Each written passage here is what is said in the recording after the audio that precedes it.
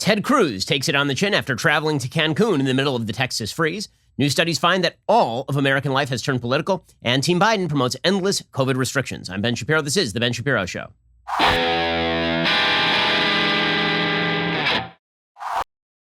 Today's show is sponsored by ExpressVPN. Protect your data from big tech with the VPN I trust. Visit expressvpn.com/Ben. We'll get to all the news in just one moment. First, let me remind you, you're spending way too much on your cell phone bill, like a lot too much on your cell phone bill. Why? Well, they're telling you out there you need unlimited data. You don't need unlimited data. Here is what you need. What you actually need is unlimited talk, text, and 6 gigs of data for just $30 a month. You're going to be saving hundreds of dollars over the course of the year by shifting to Pure Talk USA. That's why over 1,000 of you, my extremely wise listeners, have made the switch from your overpriced wireless carrier to Pure Talk over the past couple of months. What exactly are the rest of you waiting for? If you're with AT&T, Verizon, or T-Mobile, your family could save over $800 a year just by switching to Pure Talk. You get the same great coverage because they use the exact same towers as one of the big carriers. You can even keep your phone and your number, but you will be saving a fortune. By the way, Pure Talk is the top-rated wireless company by Consumer Affairs with the absolute best customer service team based right here in America.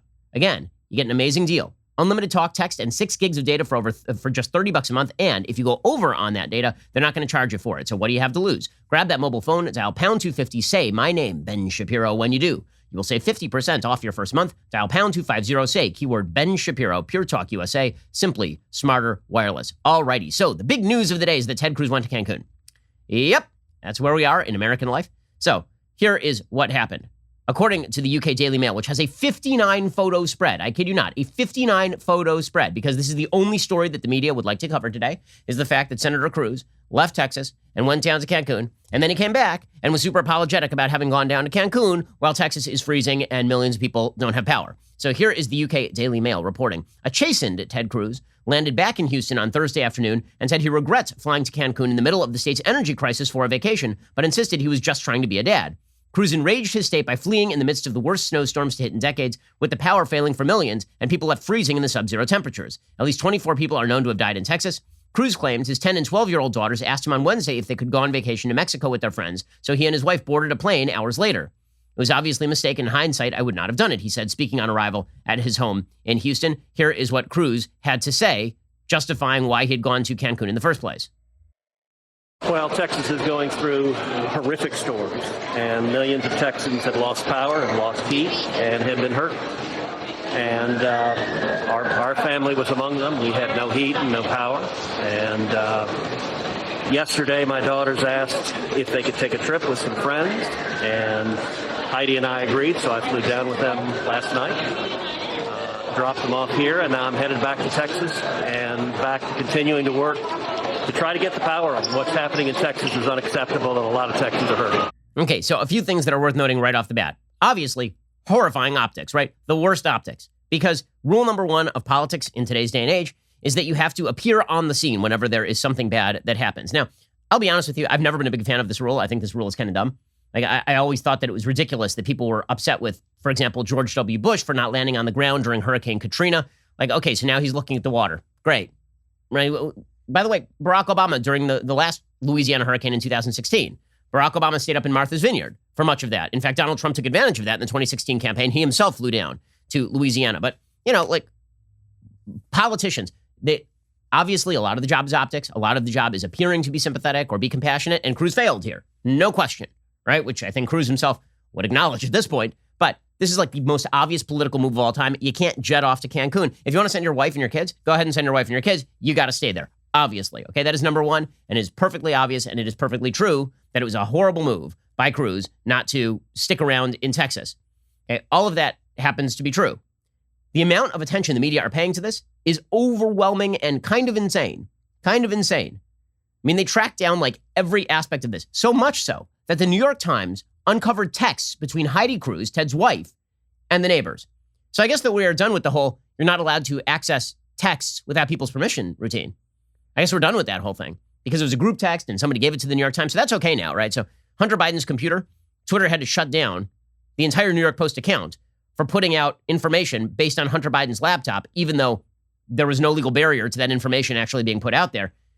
Here, apparently it's totally okay to start leaking people's texts that are directed at friends. By the way, these friends are jerks. I'm just going to say that. So apparently here is what happened according to the New York Times. Like millions of his constituents across Texas, Senator Ted Cruz had a frigid home without electricity this week amid the state's power crisis. But unlike most, Mr. Cruz got out, fleeing Houston and hopping a Wednesday afternoon flight to Cancun with his family for a respite at a luxury resort. Photos of Mr. Cruz and his wife Heidi boarding the flight ricocheted quickly across social media and left both his political allies and rivals aghast at a tropical trip as the disaster unfolded at home. The blowback only intensified after Cruz, a Republican, released a statement saying he had flown to Mexico to be a good dad and accompany his daughters and their friends, which of course is never a good look. Saying that your kids are the reason that you did X is never a particularly good look. Although I will acknowledge, there are folks on the left being like, why would you ever take advice from your kids? The same people who think a 3-year-old should decide their gender. In any case, text messages sent from Miss Cruz to friends and Houston neighbors on Wednesday revealed a hastily planned trip. Their house was freezing, as Miss Cruz put it, and she proposed a getaway until Sunday. Miss Cruz invited others to join them at the Ritz-Carlton in Cancun, where they had stayed many times, noting the room price this week, $309 a night, and its good security. The text messages were provided to the New York Times and confirmed by a second person on the thread who declined to be identified because of the private nature of the text. Okay, so let me just say this. Whoever was leaking this and then confirming it to the Times, jackass. Like, seriously. Like, nasty thing to do. But put all that aside, again, is it a smart political move to jet set off to Cancun in the middle of a freezing winter? Obviously, bad optics. And politics is half the optics game. That is a reality. Now, something is obviously true here, and that is that the media's attempt to paint this as the greatest act of political hypocrisy in modern American history is absurd on its face. Absolutely absurd on its face. Let me give you, say, 4 examples of hypocrisy in the last year. Okay, so example number 1 of hypocrisy. Andrew Cuomo declaring himself an unbelievably great leader. Like such a great leader that he won an Emmy. People declaring him the greatest leader of all time. Chris Cuomo going on TV with him and making jokes with him every night. CNN waiving its own conflict of interest rules so that they could do that little comedy routine. Andrew Cuomo being praised to the skies by Dr. Anthony Fauci. And it turns out he was lying to his own party and to the public and to the families of people who had died of COVID by suggesting that the death count in nursing homes was significantly lower than it actually was, which may in fact be a criminal act, and now he's under investigation. Okay, so that's active political hypocrisy number 1, declaring yourself a leader while simultaneously avoiding the cost of leadership by failing to take responsibility for your own policies. And that's hypocrisy because you have said, essentially, that your standard is a standard that applies to no one else. You can lie, and you can cheat, and you can lie about people dying, and that's totally okay. So that is hypocrisy number 1. Okay, so that's example of hypocrisy number 1. Hypocrisy example number 2. Nancy Pelosi is very much in favor of lockdowns. The entire city of San Francisco is locked down, and Nancy Pelosi waives the rules for herself to go indoors and get her hair did. Right? That is example of hypocrisy number 2, because Nancy Pelosi was an advocate for many of the rules she was then breaking herself. In order to be a hypocrite, you have to be an advocate for a rule, and then you have to violate that rule. Right? So Nancy Pelosi violates that rule. Okay, similar sort of example. Gavin Newsom, very much a fan, Gavin Newsom, of the lockdown rules across the state of California, small businesses being forcibly shut, people being put out of work because Gavin Newsom will not allow them to open their businesses, even if they are trying to do so in safe and secure fashion. And then Governor Gavin Newsom heads on over to the French Laundry. Right? That is another example of political hypocrisy. And we saw lots of examples that look exactly like that one, right? You had the mayor of, I'm trying to remember which Texas city, heading on over to Cabo. It was different than Cruz because he was actively advocating that people not travel while traveling. Okay, so we'll get to Cruz in a second because Cruz, it's a bad political move optically. It is not actually hypocrisy. In order for it to be hypocrisy, Cruz would have had to do something that he advocated for no one else. But that's not actually what Cruz did here. Cruz, again, being politically foolish here and optically ridiculous and all of that, and he's paying the price for it today. It's not actually even close to the level of these other folks. He did not advocate for Texas freezing over. He did not advocate for people to be trapped in their homes. He's not somebody who's like, you know what? It would be great if you stayed home in the middle of this freeze. I'm taking off. And he had, if everybody could get out, presumably, he'd be in favor of everybody heading on over to Cancun. So again, politically tone deaf on an extraordinary level for sure. And he will pay the price for that. But the media are treating the Cruz incident as significantly worse than any of the other incidents. In order for you to be a true hypocrite, you have to actually foster support for a rule. Yeah, or in many of these cases, implement a rule yourself and then not abide by the rule. Right? You have to be a governor who advocates for a lockdown and then you break the lockdown. You have to be a mayor like Lori Lightfoot who says, don't go out and get your hair done and then go out and get your hair done. Right? That is an act of political hypocrisy. It's locking down people when they don't want to be locked down and then you don't have to lock down because you're the special. Okay, that's not what Cruz did here. For the 1,000th time, two things can be true at once. Politically tone deaf, not nearly meritorious of the kind of media coverage that is currently being provided with regard to Cruz. It is blanket and it is overwhelming. And these major newspapers have dedicated reporters to checking on Ted Cruz's dog. Okay, the blowback from this on the right is probably not going to be against Cruz, frankly, over the course of time, because the media always overplayed their hand. They can't just say this is politically stupid and it shows that he's uncompassionate or that he's out of touch, all of which you can make the case based on this particular incident, right? But instead, they're going so far that they're being like, what a hypocrite, what a terrible person. There's a piece over at The Atlantic talking about what an awful human being Ted Cruz is because he jet set it off to Cancun. Right? David Graham at The Atlantic has an entire piece titled, Ted Cruz is no hypocrite. He's worse. He's worse than a hypocrite. And we'll get to more on this in just 1 second. First, let's talk about something you can do for the country. So we can all feel it. A lot of the American values that we cherish are slipping away.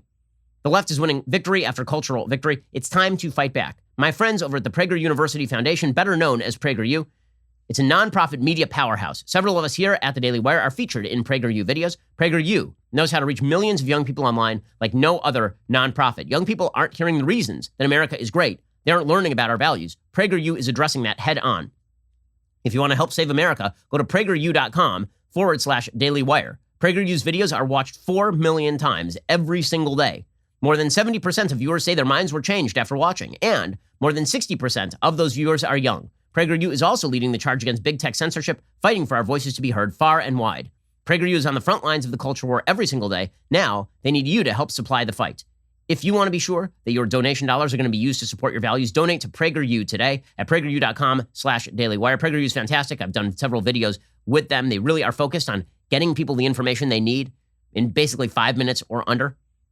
They create fantastic material viewed by, at this point, hundreds of millions of people. It's really, really worthwhile. Go check out prageru.com/Daily Wire and donate. I promise you, it is a charitable donation well worth your time and effort. Okay, so as I say, the media's attention on the Ted Cruz jaunt is absolutely overwhelming. 59 pictures from the UK Daily Mail. Okay, the New York Times dedicated an entire report to the text messages between Heidi Cruz and friends. Right?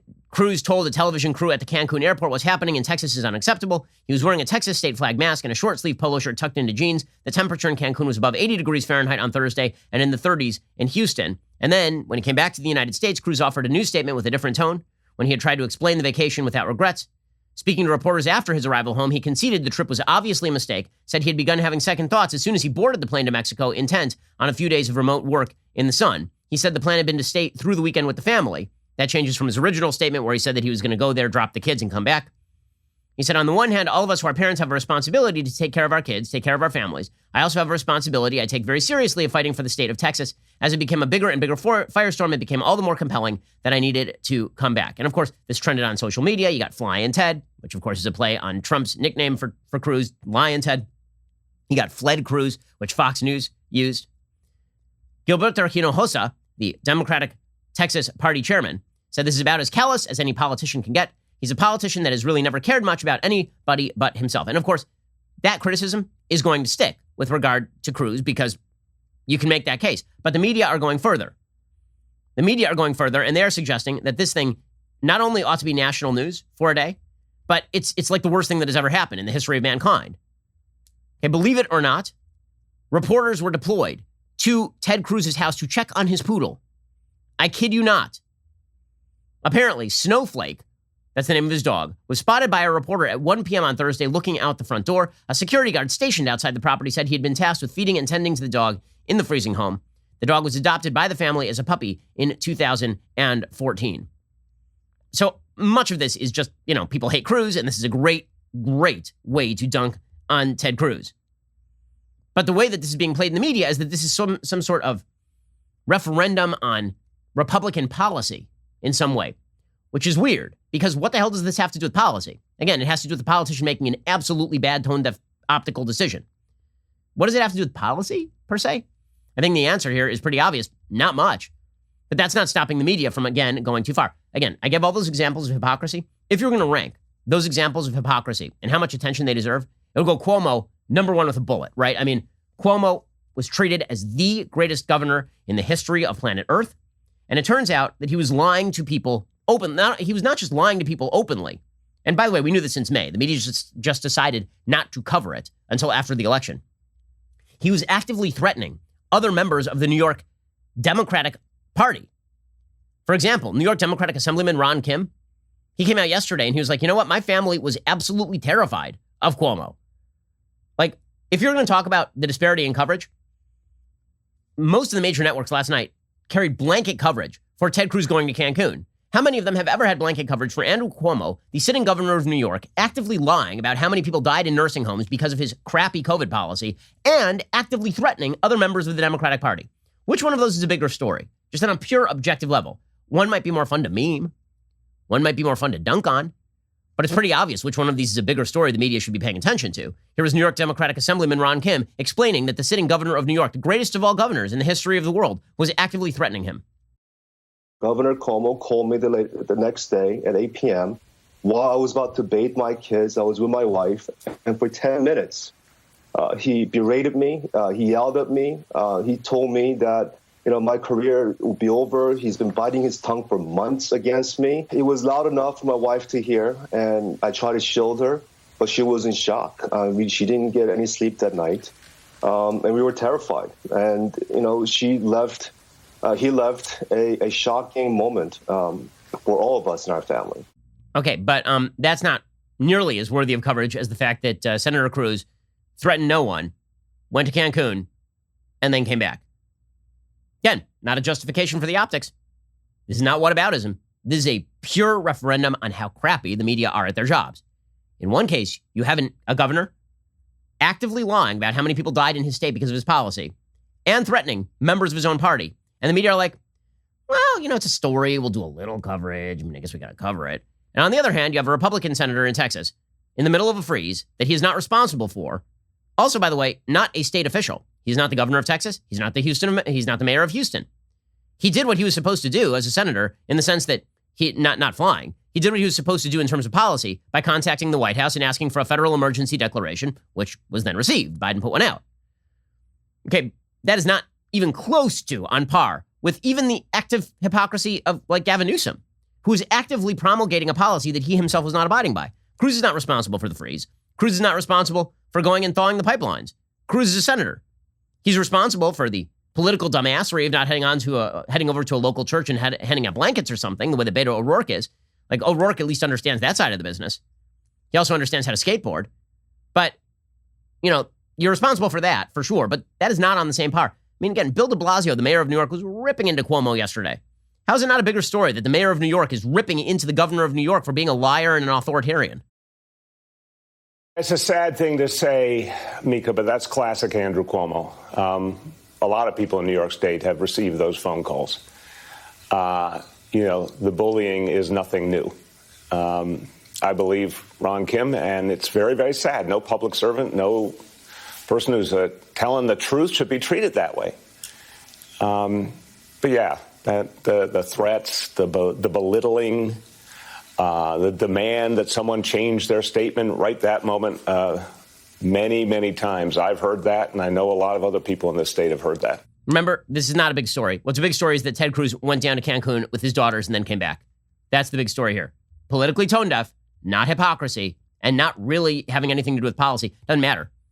Doesn't matter. You're seeing the media completely reverse that.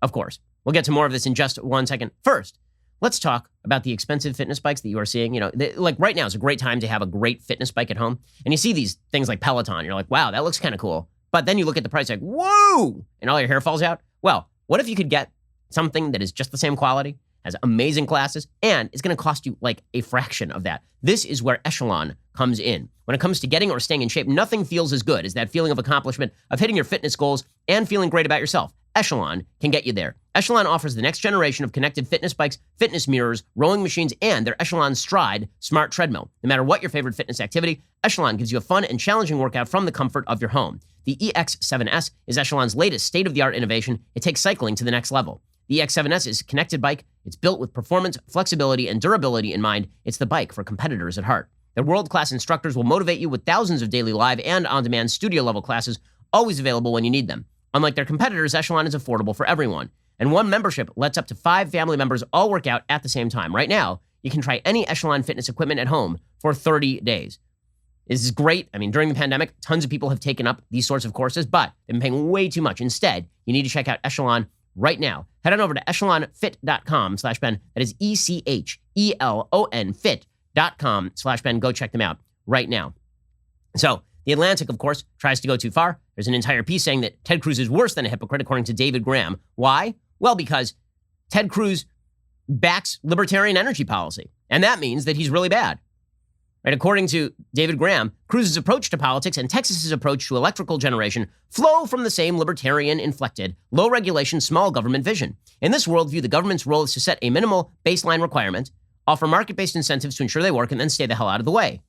Consider how this works out in the case of electricity. The lower 48 U.S. states are divided into two big electrical grids, except for Texas, which maintains its own independent system. The state maintains a separate grid to avoid having to comply with federal regulation. If Texas had been connected to the broader national grid, the state might have been able to borrow power that would have filled the hole left when the large parts of the system failed in the storm.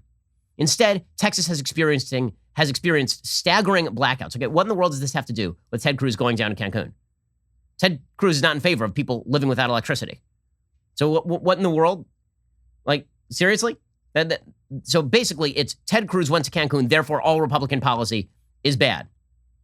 Same thing in Politico. The swaggering Texas brand of free market governance that's central to the state's political identity is taking a beating, according to Mark Caputo. So Ted Cruz goes down to Cancun, and the answer is, you know what, we need more regulation. What do these have to do with one another? Seriously. There's a far better case that what Texas really needs is less investment in wind and solar and more investment in nuclear energy. There's a strong case to be made for that. But I don't know what any of that has to do with Ted Cruz going to Cancun. Why can't we keep these things separate? Because people in the media do not want these things to be separate. That is the answer. People in the media wish to lump everything together, as always. Because when it comes to the media narrative, understand, the antecedent in any if-then statement does not matter. Only the consequence matters.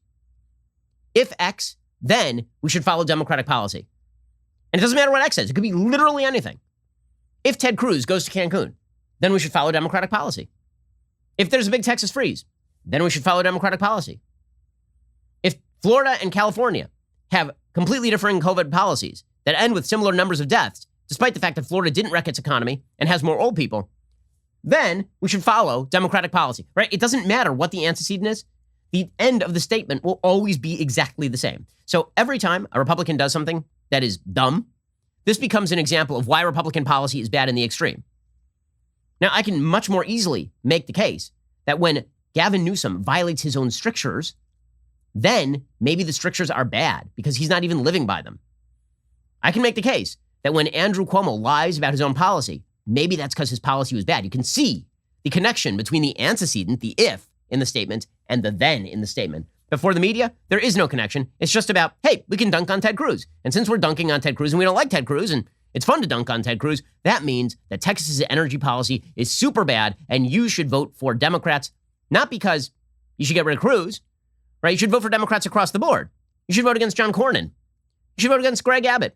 You should vote against Dan Crenshaw, like every Republican. Again, you can make a savvy political case that Cruz is going to face some really tough sledding in the next Texas election because of this specifically. But it's going to be hard to make the case that every Republican ought to pay the brunt because Ted Cruz went to Cancun or something. That's a very, very silly argument. Okay, meanwhile, COVID policy continues to be a complete mess from the Biden administration. How much of a mess is COVID policy from the Biden administration? So there is a piece in Politico talking about Joe Biden's failures with regard to COVID, right? He has not answered when we can take the mask off. He has not answered when we are going to be able to go back to normal. He has suggested maybe we're going to have to do it till next year. He has put out bad information about herd immunity. He has suggested that schools don't need to reopen and then they should reopen, but they can only reopen part-time, but they should reopen full-time. And we should have ventilation and masking and vaccine. Like, it's all a mess. It's all a complete mess. And they keep shifting the timeline over and over. So here's Politico's answer to that. The real problem for Joe Biden is that, the reality is that reality's hard, man. And Joe Biden is just running up against reality. So you never heard this kind of throat clearing when it came to Donald Trump. When it was Donald Trump and he was president, then it was every single death is to be placed at Donald Trump's doorstep. Here's how Politico opens a story on Biden's completely mishkabobbled COVID policy. Quote, President Joe Biden's presidency hinges in large part on his success in handling the pandemic. But nearly a month into power, he's beginning to discover just how much of that task is out of his control. Oh, you see, it's not that he's blowing it, and it's not that he's bad at this, and it's not that it's mishkabobbled. It's that it's just out of his control, guys. I mean, you can't blame the old sucker. I mean, why exactly would you think that it was in his control in the first place? So, after a year of everything that goes wrong is Donald Trump's fault, up to and including a crazy lady in Arizona feeding her husband fish tank cleaner and him dying of it, everything is Trump's fault. Every single thing. Because the buck stops here. Now Biden's in office, and we're like a month in. And Politico's like, well, you know, a lot of things aren't in his control, guys. I mean, can we really blame him? The White House is locked in a delicate dance with governors over reopening schools, distributing COVID shots, and enforcing mask mandates, with Biden's team wary of alienating key state leaders, even as it takes stock of the lurching response to the crisis. Governors, in turn, are starting to push back on the first federal efforts to pressure them. The administration has poured energy into courting both Democrats and Republicans, pitching itself as an equal partner, an eager collaborator. It's a sharp contrast from the Trump era, when most decisions were thrown to the states. Yes, because most decisions should be done at the state level. If it had been up to Biden, Florida would have been locked down like California, not the opposite. This whole time, governors have felt like they're the ones under the gun, said one advisor to several governors. They understand the way this has been set up. People are inclined to blame them if things don't go well. Yet the federal government's charm offensive threatens to bog down Biden's early efforts to rein in the virus and claim political credit for restoring a sense of normalcy. Yeah, you know, it's tough being Biden. The angle of these articles is so great. I mean, it's so perfectly predictable. Everything Donald Trump did was super duper duper terrible on every possible level. Not just the bad stuff, all of the stuff. Everything Joe Biden does that's incompetent and bad. By the way, where is Joe Biden in the middle of all this Texas freeze? He called a lid yesterday at like 8 a.m. His campaign has just continued, meaning he's just asleep. He's just watching Matlock all day. So, whatever. It's all wild. Meanwhile, his administration continues to be a complete mess when it comes to exactly how to treat COVID. So, Dr. Anthony Fauci, the greatest of all doctors except for Dr. Joe Biden, he is now saying, maybe we'll get back to normal in fall or winter. In fall or winter. I mean, now, in a second, I'm going to explain why this is crazy, why we should be back to normal essentially by summer. But here is Dr. Anthony Fauci saying, maybe fall, maybe winter, maybe never. Here's Dr. Fauci, the greatest of all doctors, sexiest man alive, Dr. Anthony Fauci. If you're going to ask, what about getting back to a situation where you can have theaters that might be able to have below capacity, that restaurants, indoor dining can be happening, but with moderately diminished capacity? That's going to be somewhere between the fall and the end of the year. If you say, no, wait a minute, I really want to know when it's going to get to as close to normal that you almost don't know the difference between what it was before. Maybe you're going to still have to wear masks. That likely will be, as the president said, by the end of the year, by Christmas. Maybe you'll still have to wear masks by Christmas? No. Here's my answer. No. No. Once there's widespread vaccination, the masks are coming off. We're all going to ball games. And if you don't want to do that, stay home. Really stay home at that point. If you're so scared of your own shadow that after people who are vulnerable have taken a vaccine that creates 95% immunity for a disease that for people under the age of 65 still was going to kill about 5 in 1,000 people who actually got it. And now you have 95% immunity from that 5, which means, according to my mathematical calculations, you are now down to 0.5 out of 1,000, and you're still staying home? Okay, at that point, it's on you, man. I got nothing for you. Really nothing. Now, by the way, this is all very silly because the reality is, according to Dr. Marty McCary, who's been a frequent guest on this program from Johns Hopkins University, he's a professor over there at the School of Medicine. He has an article in the Wall Street Journal pointing out that COVID cases have dropped 77% in 6 weeks. According to Dr. McCary, we're going to have herd immunity by April. By April. He says, amid the dire COVID warnings, one crucial fact has been largely ignored. Cases are down 77% over the past 6 weeks. If a medication slashed cases by 77%, we'd call it a miracle pill. Why is the number of cases plummeting much faster than experts predicted? In large part because natural immunity from prior infection is far more common than can be measured by testing. Testing has been capturing only from 10 to 25% of infections, depending on when the pandemic someone got the virus. Applying a time-weighted case capture average of 1 in 6.5 to the cumulative 28 million confirmed cases would mean about 55% of Americans already have natural immunity. Now add people getting vaccinated. As of this week, 15% of Americans have received the vaccine. The figure is rising fast. Former Food and Drug Commissioner Scott Gottlieb estimates 250 million doses will have been delivered to some 150 million people by the end of March. Says Dr. Makary, there is reason to think the country is racing toward an extremely low level of infection. As more people have been infected, most of whom have mild or no symptoms, there are fewer Americans left to be infected. At the current trajectory, I expect COVID will be mostly gone by April, allowing Americans to resume normal life. He says the antibody studies almost certainly underestimate natural immunity. Antibody testing doesn't capture antigen-specific T cells, which develop memory once they are activated by the virus. Survivors of the 1918 Spanish flu were found in 2008, 90 years later, to have memory cells still able to produce neutralizing antibodies. Researchers at Sweden's Karolinska Institute found the percentage of people mounting a T-cell response after mild or asymptomatic COVID-19 infection consistently exceeded the percentage with detectable antibodies. COVID-19 deaths in the United States would also suggest much broader immunity than recognized. About 1 in 600 Americans has died of COVID-19, which translates to a population fatality rate of about 0.15%.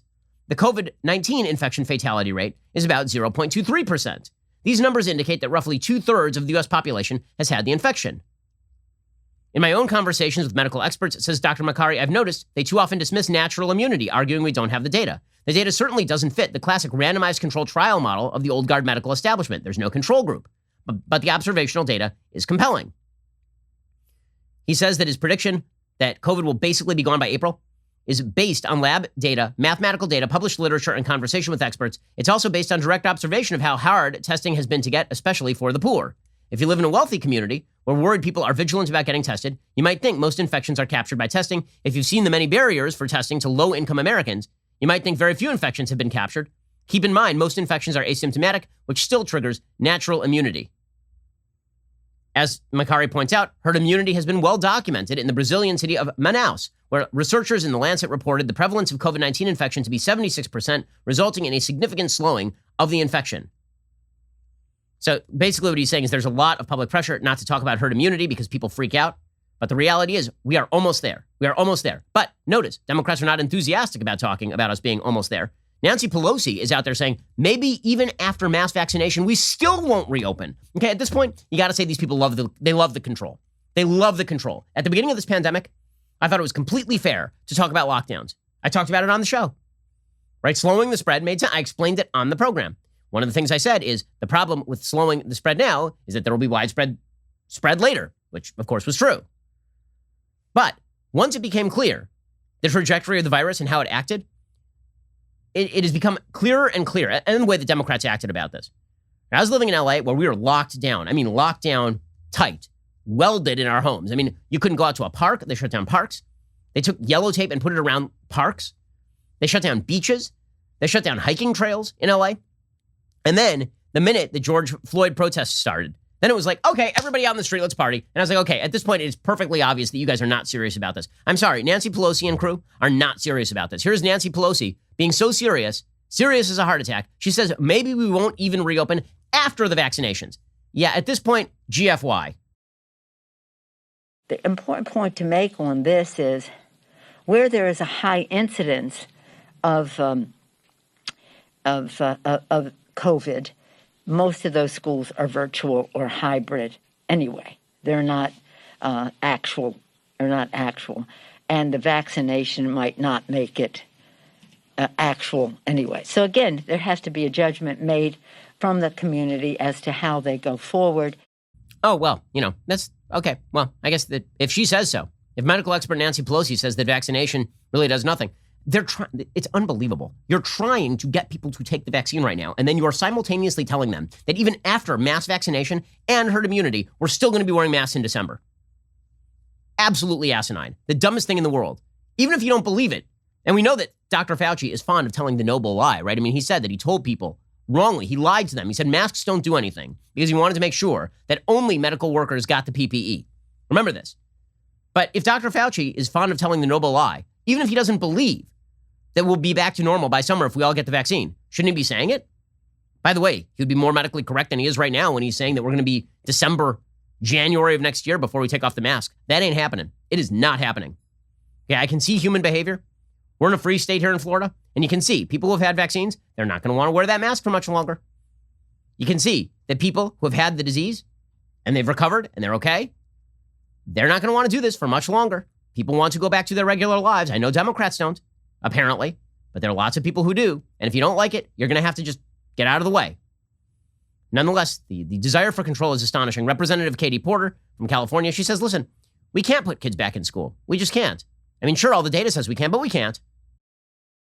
What's going to happen when they do all go back to school? And that's where Senator Michael Bennet from Colorado and I have authored a letter to the Department of Education pointing out to them that we can't just put kids back in school as if their learning and social and emotional development has not been severely interrupted. And this problem is particularly acute with regard to math and science education. So it's a workforce issue. Amazing. I mean, we can't just go back to school, ever. Yep. No, it's not about control, though. They're all about the science over here. They're all about the science. Meanwhile, they all send their kids to private school. That would be hypocrisy, as long as we are talking about the politics of hypocrisy. Okay, in just a second, we are going to get to a fascinating article in Reason Magazine talking about how the country is polarizing on every line. I mean, like, consistently. First, reminder, last Friday, we announced a partnership with canceled Star Wars actress Gina Carano to produce an upcoming film exclusively for Daily Wire members. Gina, if you're unaware, was the star of the hit Disney Plus Star Wars show The Mandalorian, was dropped from the series and by her talent agency after a series of social media posts criticizing the woke mob.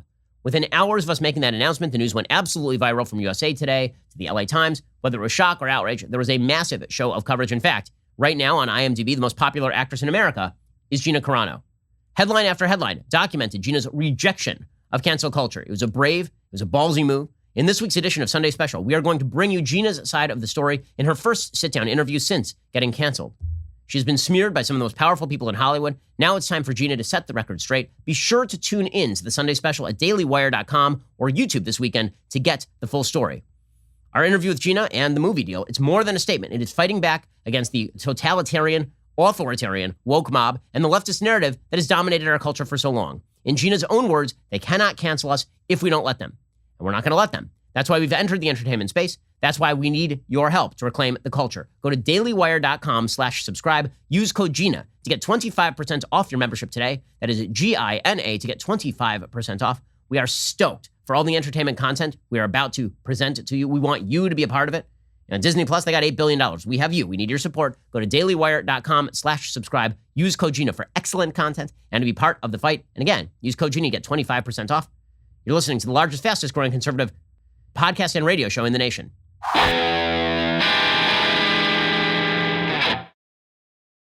So, meanwhile, it is important to note that politics is indeed ruining everything. I think this is the biggest problem in the country today, really, right now, is that politics has infused every aspect of our life. There is nothing in our lives that is not political. And something that you saw with Gina Carano, you can't even watch an entertainment show now without having to think about politics. You saw this with sports. This is having a dramatic impact on the social fabric. It's something I've been talking about for a very long time. It is very, very bad for the country.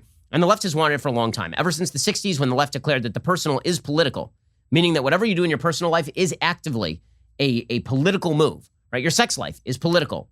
What you shop for is political. Where you went to school is political. What this leads to is identity groups based on politics. And those identity groups feel threatened the moment somebody disagrees with them. That leads to a tearing apart of the culture. See, here's the thing. Normally, an identity group is rooted in immutable characteristics, right? Being black is being in an identity group at the very least, because if somebody attacks the color of your skin, that is an attack on an immutable characteristic shared by millions of other people. If somebody attacks your politics, that is not an identity group, right? Politics as an identity group is mutable. You can shift your politics. People do it all the time. So there is a difference between attacking somebody for race and attacking someone for politics. But the problem is, once you make politics your identity, and that identity is expressed in a wide variety of ways across all of American life, what you end up with is a mathematics whereby where you shop is political, and if I don't shop at your store, this means I'm insulting you, and I'm offending you, and I've done something wrong to you as a human being. Reason Magazine has a great piece out today by J.D. Tassile, titled Politics is Seeping into Our Daily Life and Ruining Everything. He runs down some of the data on this point. According to a new paper in the Journal of Public Policy and Marketing by researchers from Arizona State University, the University of Wyoming, and 4 other U.S. universities, quote, political polarization is having far-reaching impacts on American life, harming consumer welfare and creating challenges for people ranging from elected officials and policymakers to corporate executives and marketers.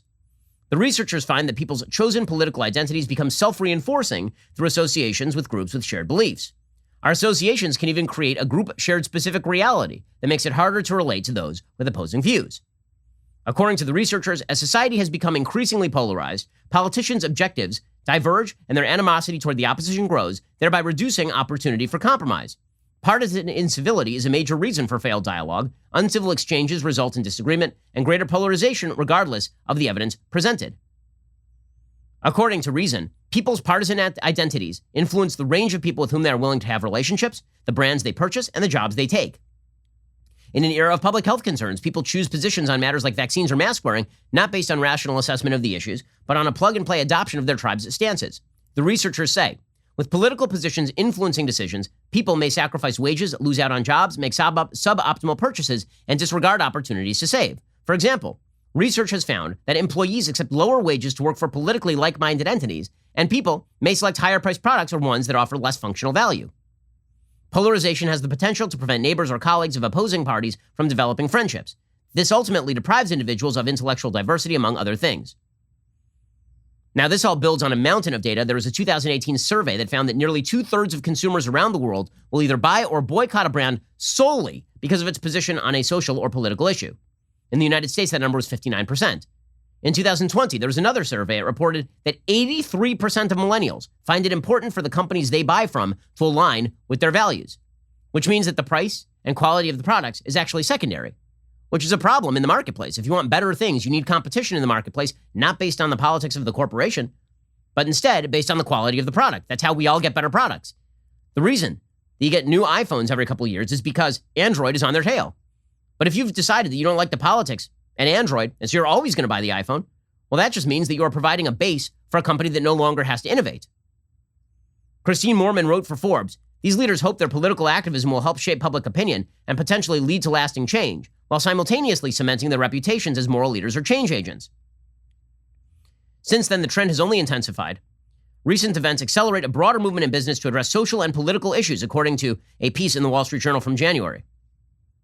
Pennsylvania State University Professor Daniel Della Posta asked in a study published in June 2020, what if polarization is less like a fence getting taller over time and more like an oil spill that spreads from its source to gradually taint more and more previously apolitical attitudes, opinions, and preferences?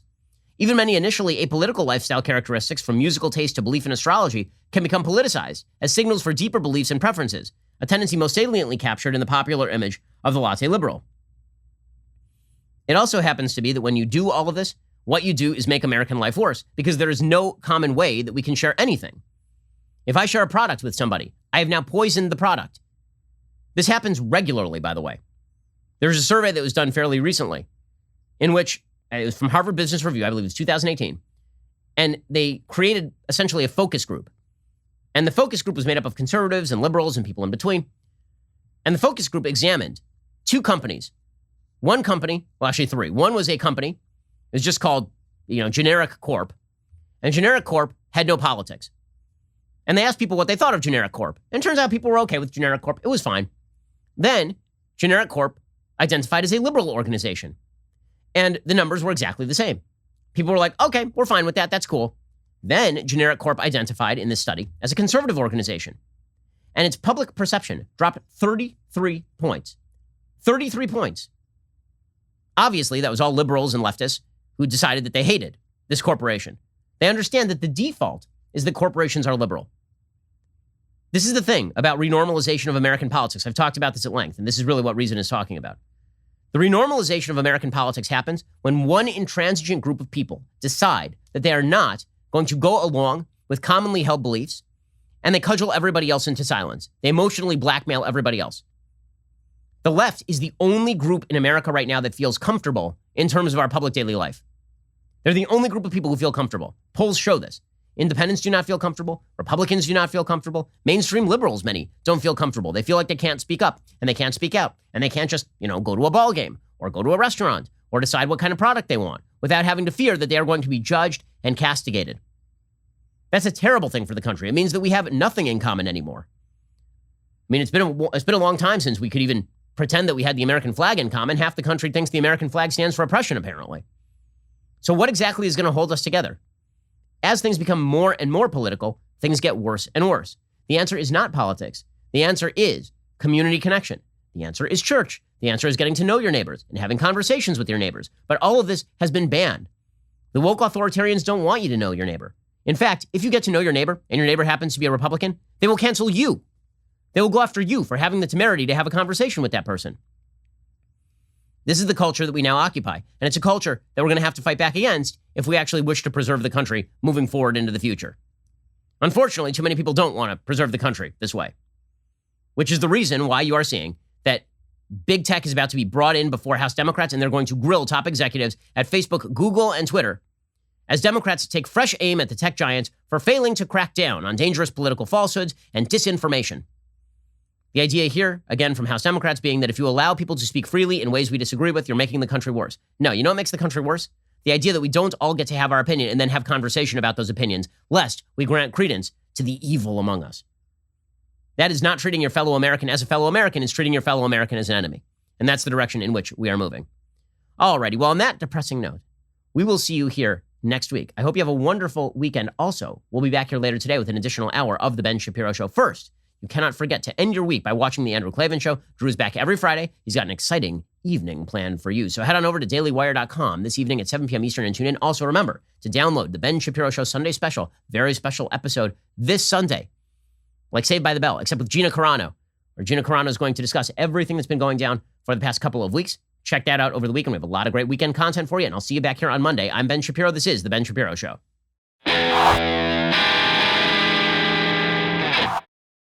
The Ben Shapiro Show is produced by Colton Haas, executive producer Jeremy Boring. Our supervising producers are Mathis Glover and Robert Sterling. Production manager Pavel Wydowski. Our associate producers are Rebecca Doyle and Savannah Dominguez. The show is edited by Adam Sayevitz. Audio is mixed by Mike Coromina. Hair and makeup is by Fabiola Cristina. Production assistant Jessica Kranz. The Ben Shapiro Show is a Daily Wire production. Copyright 2021. Hey everybody, this is Andrew Klavan, host of The Andrew Klavan Show. You know, some people are depressed because the republic is collapsing, the end of days is approaching, and the moon's turned to blood. But on The Andrew Klavan Show, that's where the fun just gets started. So come on over to The Andrew Klavan Show and laugh your way through the fall of the republic with me, Andrew Klavan.